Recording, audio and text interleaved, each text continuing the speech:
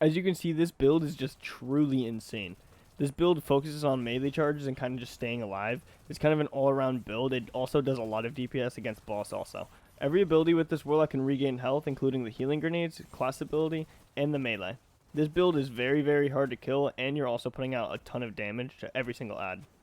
The way you use this build is you consume your grenade to have heat rises, and then while you kill people in heat rises, your melee ability will get charged up. After getting 3 or 4 kills, you'll get your melee back. This means if you're around a large group of enemies, you can just spam the melee and drop every single one of them. It is just very insane. Also, when you get a kill with heat rises, it extends the duration of it, so you can just do it forever. It is very overpowered.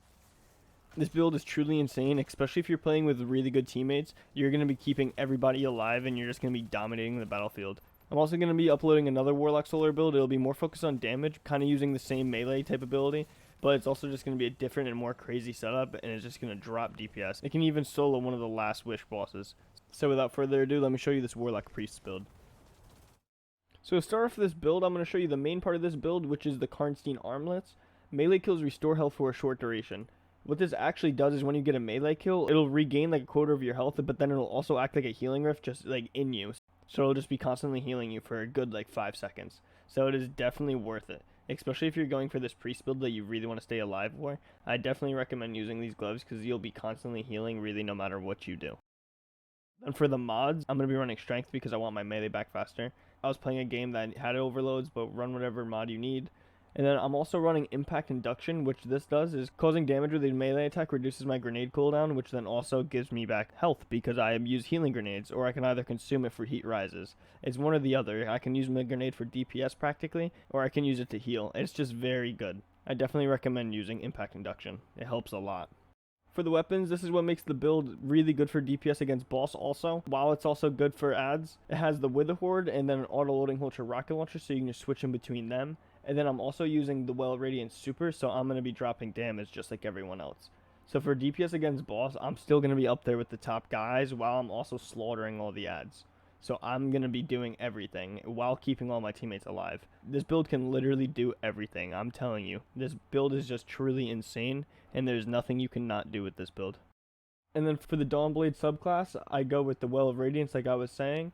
I also use the Phoenix Dive because it just instantly regens my health, and then also when I get my melee kills, it kind of acts as a healing rift, so I don't need healing rift. I use Burst Glide, and then Incinerator Snap because this is just very overpowered, and this is the main part of your DPS against ads. And then for the grenade, I'm using Healing Grenade. For my aspects, this is very important. I use Touch of Flames so I can get that restoration ×2, and it's just very, very good. It's very hard to kill you when you have restoration ×2 unless you're doing like 1590s. And then I'm also using Heat Rises because as you see right there, Final Blows while airborne increase the duration of Heat Rises and grant melee energy. So that means after 3 or 4 kills, I get my melee back. So if I kill 3 or 4 people with my melee, I just get it back again, and I can just keep on going over and over and over again.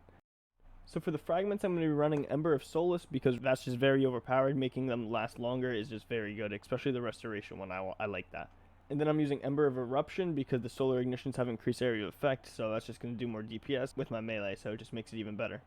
And then I'm using Ember of Torches because powered melee attacks against combatants will make me radiant, and I'm going to be using powered melee attacks all the time, so it's just going to be constantly making me radiant, so I'll just be constantly doing more damage than normal.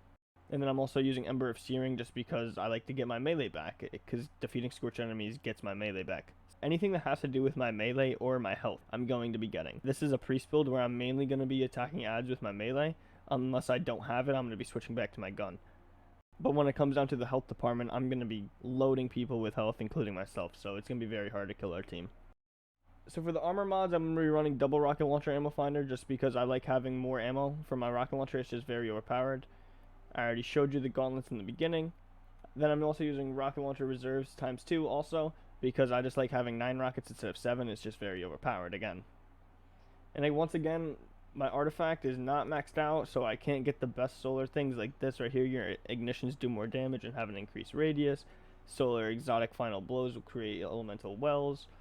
Activating your solar class ability grants you restoration. So that means every time I Phoenix dive, I would have restoration. That's very overpowered. That's what I mean. That's really going to make you unkillable once you get that.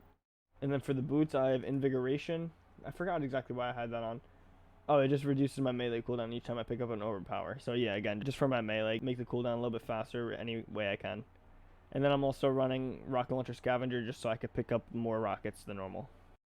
As you can see, I'm just putting a lot of stuff into my rocket launcher ammos just so I have an abundance of that all the time. And then for the class item, as I showed you before, I would be probably running Classy Restoration because it just makes me very hard to kill. And then I would probably be running this one also. Your ignitions do increase damage and have an increased radius. That's just a wombo combo to me. That's going to help you in both ways for DPS and health. So I definitely recommend using Solar Flammation and then Classy Restoration once you have your artifact maxed. But like me, I do not, so we're not going to be running that. And we're just going to be running the common distribution and perpetuation. As you can see, once again, this build is just absolutely insane for staying alive and just dropping adds and doing DPS against boss. It is very good. I was doing legendary lost sectors with this build, and I was breezing right through them and just having a blast with them. This build literally just made the legendary lost sectors just fun because I was just meleeing everything. It was just so fun. I was just constantly regaining health and just staying alive, just walking through anything really. It was just pretty crazy.